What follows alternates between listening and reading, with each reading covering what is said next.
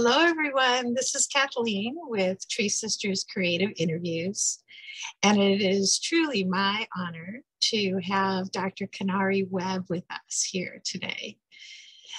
I'm going to tell you a little bit about her, but let's say hello first. Hi, Kinari. Hi, it's so lovely to be here. I'm such a fan of TreeSisters. I'm honored to be a sister. Yeah, you've shown that in many ways, and we appreciate you for that. So I'm going to tell a little bit about you, and then we'll get into some good conversation. Kinari Webb, MD, is the founder of Health in Harmony, and that's an international nonprofit dedicated to reversing global heating, understanding that rainforests are essential for the survival of humanity. Using the innovative process of radical listening, we collaborate with experts, rainforest communities to create the change the planet needs. So that's extremely powerful. And I just want to mention here at this point that Health in Harmony is one of TreeSisters Business Partners. And so that means that a lot of the work they're doing is also helping us to reforest the planet. So it's in total reciprocity with the work, and walking the talk is exact. Today, what we have here is we're going to be talking about Kinari's book. Kinari is called Guardians of the Trees, of course. And Kinari graduated from Yale University of Medicine with honors and currently splits her time between Indonesia, international site assessments, and the San Francisco Bay Area. So Kinari, this book has been, there's so many great reviews from so many really important people that I'd like to read one review before we begin. And this one is from Dr. Jane Goodall. In The Guardian of the Trees, Kinari Webb tells the story of how she fell in love with a rainforest in Indonesia and how she worked to save it by listening and involving the local people and improving their lives by providing medical facilities. People, animals, and the environment all are interconnected. Her courage and perseverance through a series of setbacks and a life-threatening encounter with a deadly jellyfish fill one with admiration. A wonderful book by Dr. Jane Goodall, founder of the Jane Goodall Institute and UN Messenger of Peace. So reviews don't get much better than that. There's also a mention how, that Dr. Webb's asking us to hope, to bring hope to the situation in our world that is difficult to find hope for some people these days, for most of us, I should say. And so that would be my first question, would be to you is, you realize, I know, that hope is a difficult thing to come by these days. And I want you to explain, if you can, what would be the greatest reason you know there is still hope?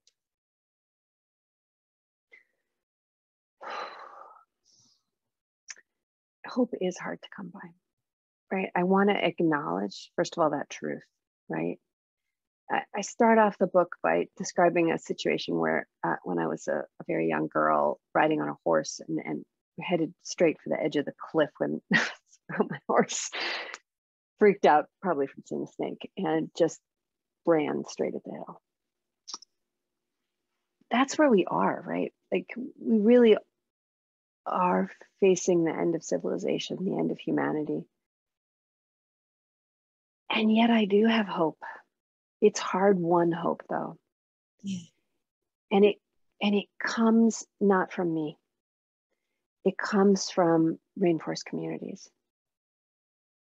It comes from, this is a really remarkable Indigenous woman I know, Hindu Ibrahim.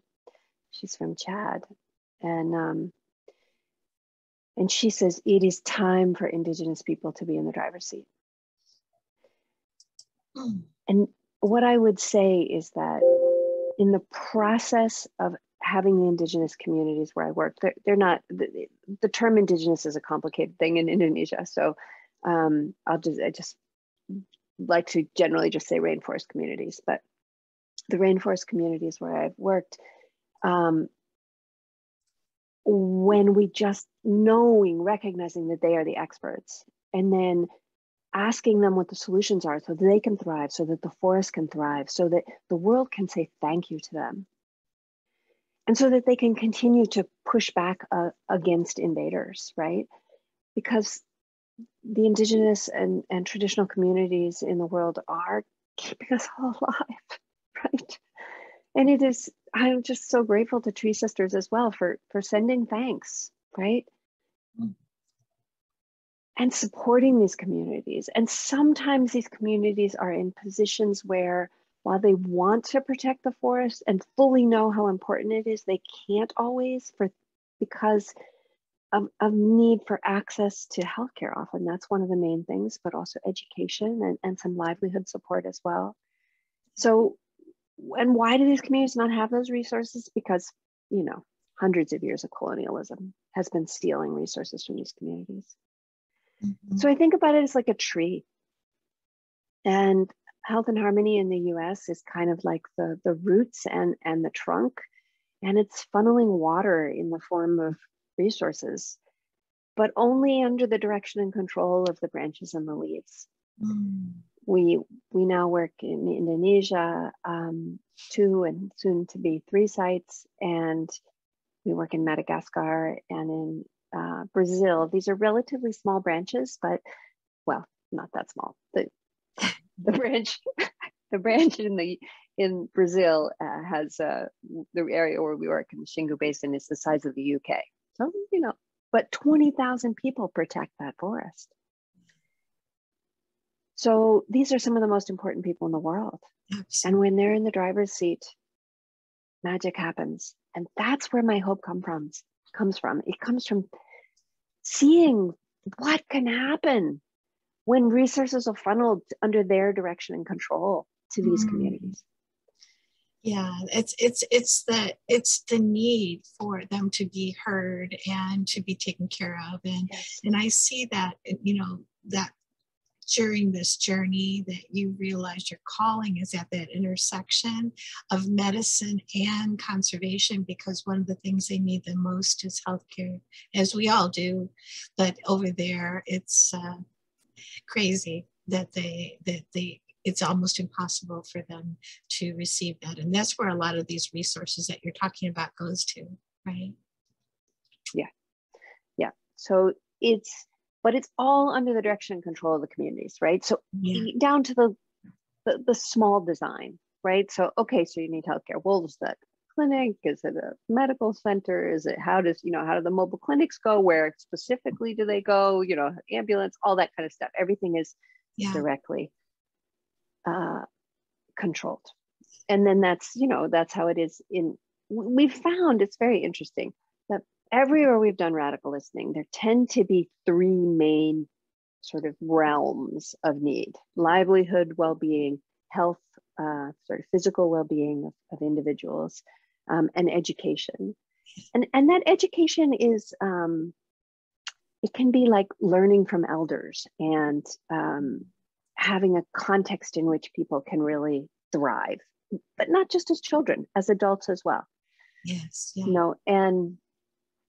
But the details within each of those broad categories are very different depending on the location. Right. That's why the listening is so important. We're not bringing our rescue ships the way that we think that they should come, but we are asking what is needed and what do you what is it your way that you would like it to come through? Much different, probably, more like what we would all really appreciate. I have a feeling that it is more connected to the earth and to the truth of, the nature of who we are.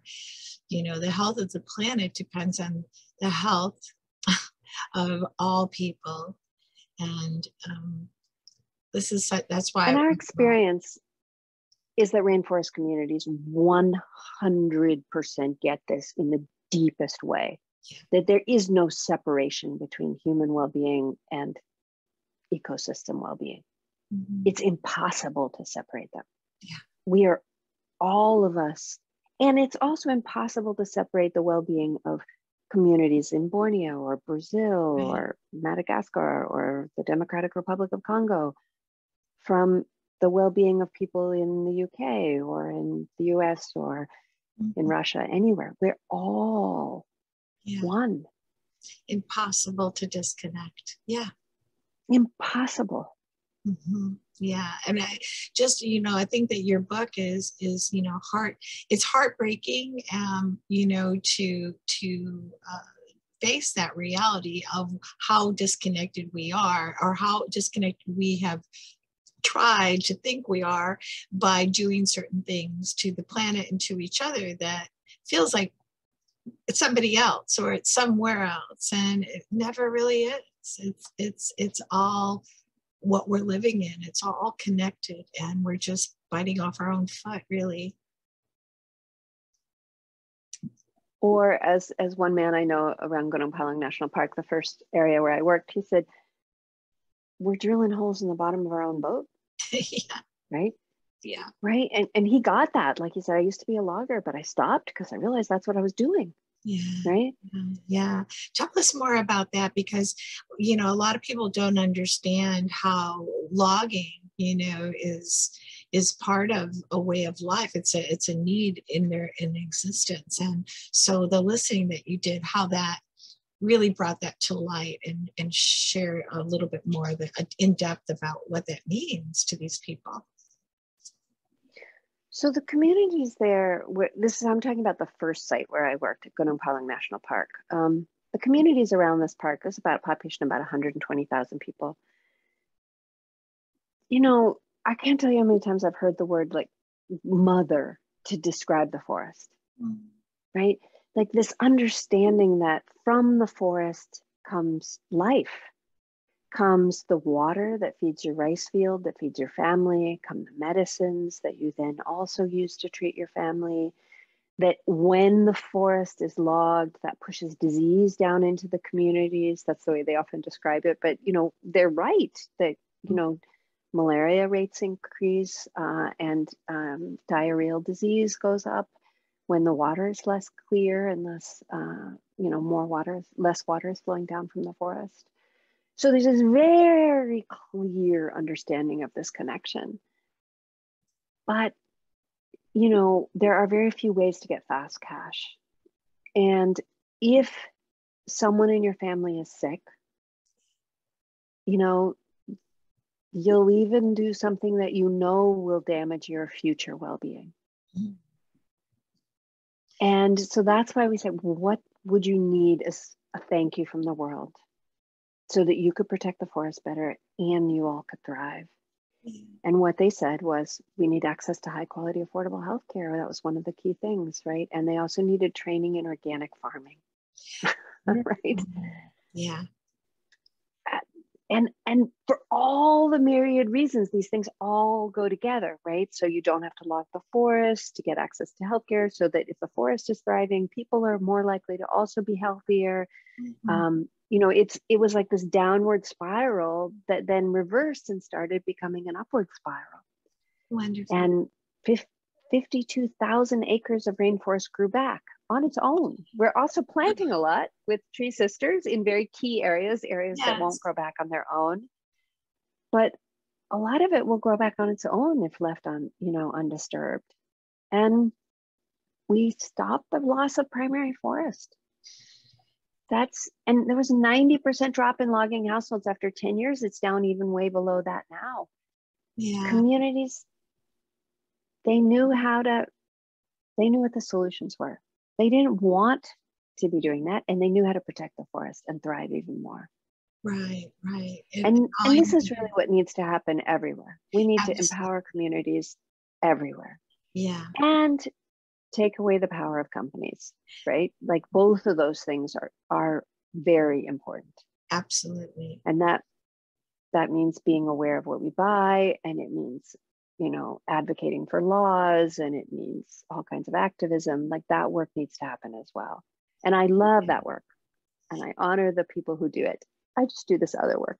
Yeah, you just do this other work, but it's it's all necessary. And I was just thinking when you were talking to we need to do this for all communities, and I was just seeing all of the branches on this tree that you referred to just flourishing. Like you feel it's a small piece over here in Brazil, it's UK size, and we're looking at the whole entire world, and so I'm seeing all of these branches, and there's no reason, not at all, that we need all of the products that we've been filling our lives with, and if we could just come in contact with our hearts again, and our families and ourselves as a ecosystem, as part of this planet, like what joy is there? It's immense.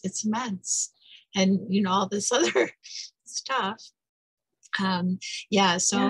I'm with you, and I love that you shared this book. That I wanted to mention that because that is what you're bringing, and that is a way of liberating the truth from you through the entire spirit that we're all part of, and in a creative, inspiring way. So it's a way that others can tap in and experience what you've experienced, which that will help to fill all the branches, because just being in our own kind of little world, which is fine, we're doing what we can and everything counts. But at this point, expressing it out into the world is necessary, very necessary, and also very good for everyone. I'm sure you experienced a lot while bringing this to life personally, right? This book, and you're welcome to share any of that as well, because that's what life is all about. Like people hold back, from trying to undertaking such big things. I mean, you started early though. When did you start traveling to Indonesia? You in 1993, so 20 something years ago. 30. Yeah. Have you ever done a silent retreat? Oh, I have not. I've done a silent few hours, but I know that there are retreats that are 4 days. I have not done that. And they're intense. A 4-day silent retreat's intense. Yeah. Well, the first year I spent in the rainforest in Borneo was like a year-long silent retreat. A year? It was like that because, yeah. I was alone all day, every day in the forest, right? Right. In the evening, I would talk with other people, but every day, silence. Mm. And I would leave in the morning, to go follow the orangutans before dawn and go out into the forest. And it was intense. It was a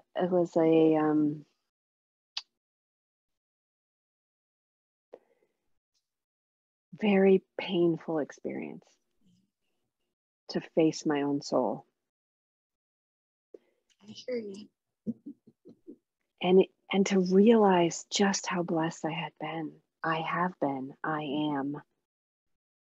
And that when you have that much, that there is enough. I guess that's really the way I want to say it. There's enough. Mm-hmm. If we all do what we're called to, right? Yeah. That we're willing to do that crazy thing. That crazy thing. Step off the cliff, right? And that cliff may, be in our front yard, right? It may be in our bedroom. It may be on the other side of the planet, right? Yeah, whatever that thing is, that calling. It's going to it could sound scary and not to one person and not to another. It could sound adventurous to someone, but to others it'd be like, oh yeah, I do that every day, so it's always a push, isn't it? It's always a push beyond our comfort zone. Yes, exactly. And I do believe that when we're willing to start making those steps off the cliff, you know, where I always talk about, it's like, feels like a step appears out of the mist, you know, but then you got to do another step off the cliff. There's another step. It's never the last step. It just keeps going. And writing this book was another step off the cliff. Even up to the point where it was going to be released, I considered pulling it back. You know? Did you? Oh. It's very personal. Many people who've read it have said, wow, it is so honest. Yeah. And they said, and that honesty is helping heal me. And that's why I did it. That's why I was so vulnerable in this book. I started it off just wanting to talk about the work, you know, and my incredible privilege I've had in my life to get to follow rainforest communities, right? One of the people I know in one of these communities says, we are the pathfinders for where the world needs to go to live in balance with the earth. And now we want to teach the world, right? So part of it was that, like helping these pathfinders have that, one small part of the teaching. But of course, there's many ways, and we're you know, want those voices to also be very front and central. But as I began to write it, I realized I also had to write about my own personal story. And as I did that more and more, I realized that the personal healing is the community healing, and it is the global healing. There is actually no separation. There's no way to take it apart. No, I'm sitting here, you know, my mind is just saying, thank you, because everything you've done has been healing me, and I know the rest of the planet. Thank you for diving into those difficult, secret, personal crap, you know, that we all have that stuff, and a lot of us just want to turn away from it. It's hard. Thank you. It's hard. It is hard. And yet I know in my own life that it's only when I'm willing to tackle that stuff, right? And then that healing can have some part of the whole global, and it's not just me, right? It's like intergenerational healing. It's stuff passed down. It's societal healing. It's colonialism. It's all these, right? It's not like we are all seeped in this stuff, right? And every layer of racism we can heal, every layer of colonialism, every layer of elitism, every layer of personal trauma, right? Of generational trauma. When we can heal that stuff, we can show up more. We can listen more. Yeah. We can listen not only to each other and really, really, really hear, but we can listen to the divine. We can listen to the oneness of all. Right. We were talking about that earlier, you know, who and what that voice is that we hear is different for everybody. The name with what we call, that this calling that we feel through our spirit that's connected to all. We know when we're there. We know what we're hearing, and it's telling us, it's guiding us always. They are guiding us. We are guiding ourselves as a collective. You know, it's the great mystery. It's all of that. It's the Anima Mundi. We know it, no matter if we have the name for it or not. We know what you know what that is. Each one of us. Some of us turn away from it. Some of us turn into it. Like Claire says, turn into the skid. You know, because there's, you know, you're just about to go off the cliff, but you know, going with it will help you to recover and to bring you back into alignment with the track, you know, that each of us are supposed to be on as part of this crazy ecosystem. You know, but you've done it, and you walk the dark night, as they say, and like a year long, right? It was a long journey for you, and in the forest. And did you say 5 years? Yeah. Oh, no, I said 4 years. I thought you were talking about the box jellyfish. Yeah, I was sick for 4 years and in bed for 2. Oh yeah, tell us about the jellyfish. Tell us about the jellyfish. Well, this is my advice. If you don't follow the inner calling, if you say talk to the hand, I don't want to hear it. Go find someone else because I don't want to do that. Just be warned out there. Sometimes the universe, well, for me anyway, the universe has sometimes made me listen. Sometimes I feel a little bit like that about the pandemic, right? Yeah. It's been so horrible for so many people. And I feel like it's a little bit like, you're going to listen. Yeah. Humanity, it is time to listen. You are connected. Yeah. On every level. You cannot avoid that. On every level. You cannot avoid that. Mm-hmm. You cannot pretend that one person pursuing wealth is going to be isolated and insulated. Mm-hmm. There is enough for all of us, but there is not abundance. That's not quite what I mean. There is not too much. Not too much. Many people like want more, right? There's not enough for that. But there is enough for every single one of us to thrive on this planet. And thrive, like actually thrive, right? Not many of the very rich people I know are miserable. Mm-hmm. Mm-hmm. Wealth has not bought them happiness. No, of course not. Overabundance has not bought.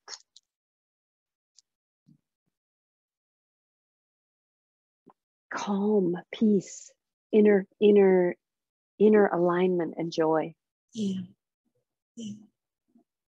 That comes with stepping off the cliff, right? With that alignment. Radical like vulnerability.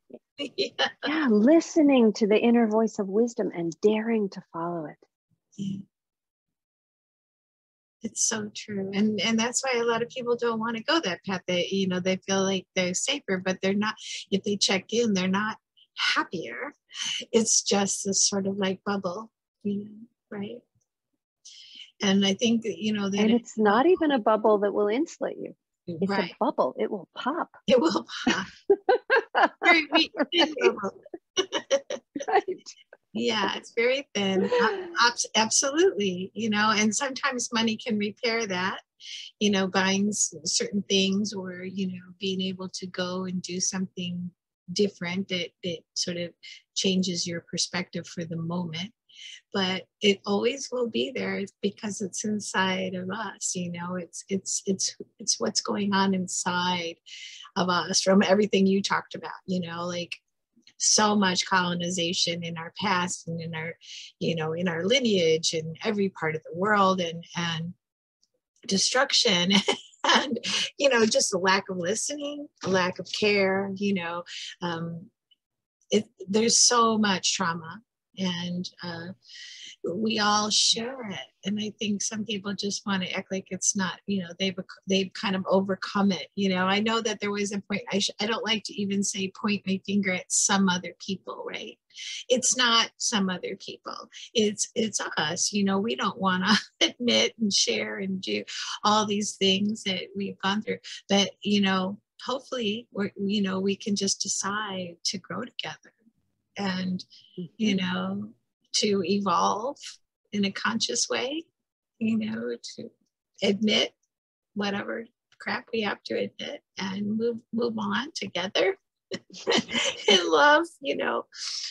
Your book goes a long way to do that. And also Health and Harmony, that like actually, they complement each other in you know, in integrity and in ways that will move the planet and shift the planet. I really feel that.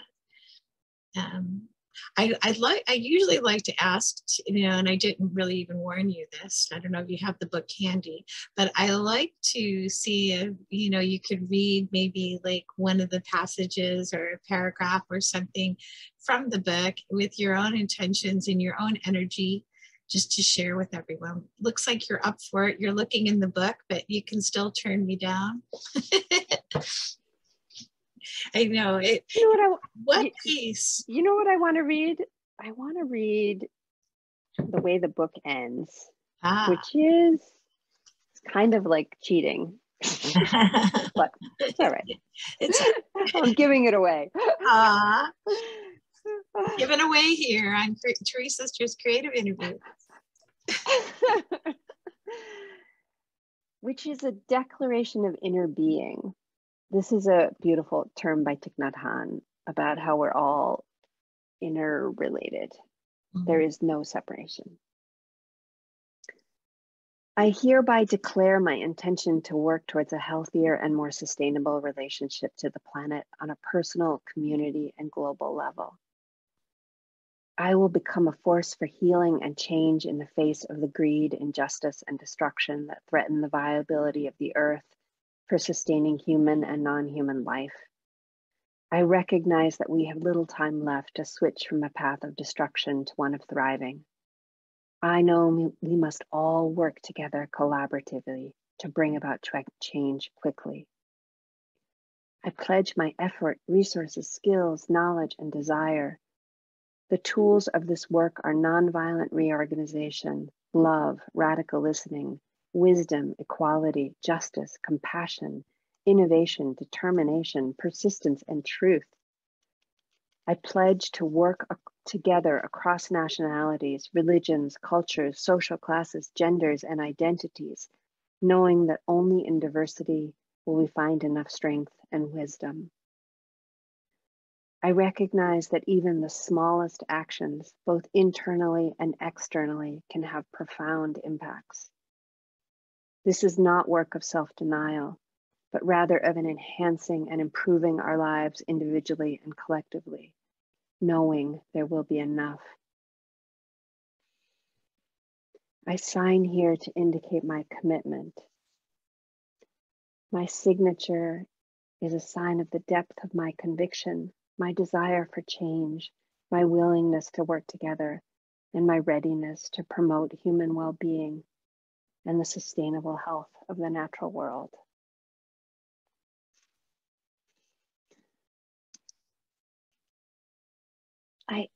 I ended the book with this because I really believe that this is this moment. That the people who are alive today are the most important people who have ever lived and who ever will live. Because now is the time we decide whether or not there is a future for humanity.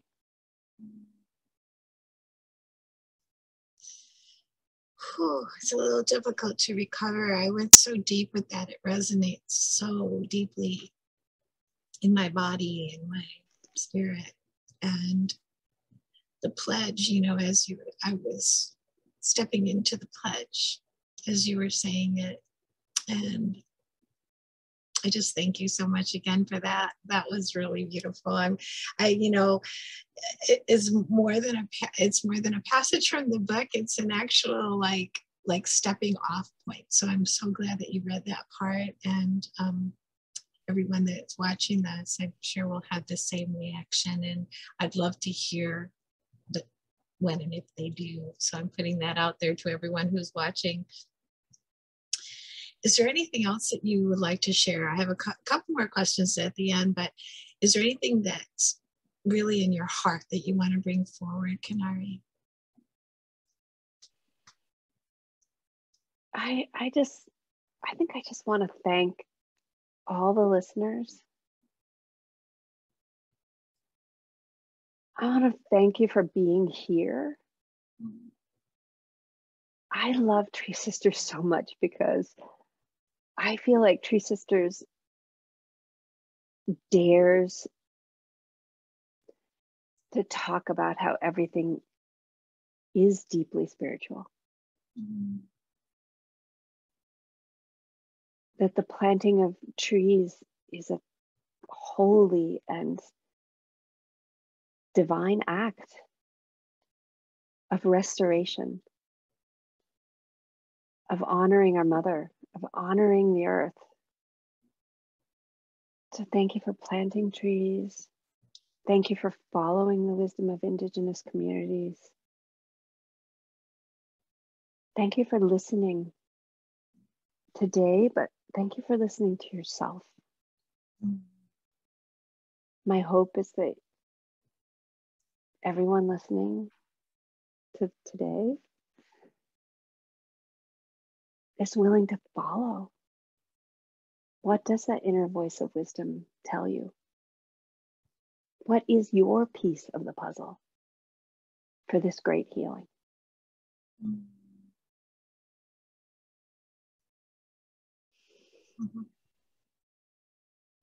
Thank you for that. So moving. My question was, what would you like to leave as an inspiration? But that's very defunct right now. Everything you just said was the answer to that question. And I really appreciate your gratitude that you bring out. That is something that I think also is something that is necessary to fuel the planet's evolution. Yes. Because in the gratitude, we're recognizing the enough. When I say enough, I mean it on this really profoundly deep spiritual level, right? Mm-hmm. There is enough love. There's enough respect. There's enough resources. Mm-hmm. There's enough wisdom. There's enough time. Even when it feels like we are so close to the edge of that cliff, there's enough time. Yeah. And that's for me the hardest thing to believe sometimes. And yet I know it is true, but it is only true when we just give it our all. Right. And that all of us are giving it our all. Yeah, or maybe not even all of us. Maybe all of us don't have to, but enough. Enough. Yeah. Right? Enough. Yeah, I know. It's all about that. It's all about knowing that it's already enough and holding that in our hearts, as hard as it is, to have hope right now, and it's as hard as it is to understand that whatever we're bringing is enough, and whatever we have is enough, and that's right. That we are enough. We are enough. We are. I think that's a really good place just to close this beautiful interview of you, Kinari, and your creative expression that you brought out into the world. And yeah, I have other questions. I have a million of them, but I love to just leave it with you saying we are enough. So if you would just do that, and I will end the recording.